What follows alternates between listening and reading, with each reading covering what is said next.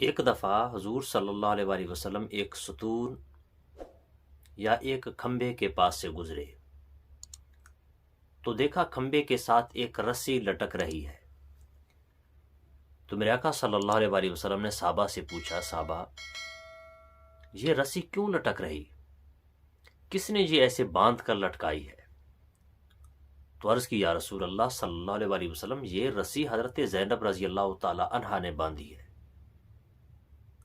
پوچھا انہوں نے کیوں باندھی؟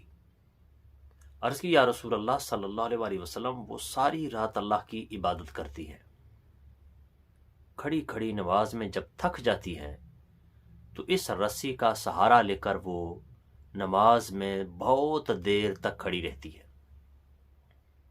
یہ رات کو دوران نماز تھک کر سہارا لینے کے لیے حضرت زینب نے باندھی ہے۔ تو میرے آقا صلی اللہ علیہ وآلہ وسلم نے فرمایا اس رسی کو کھولو۔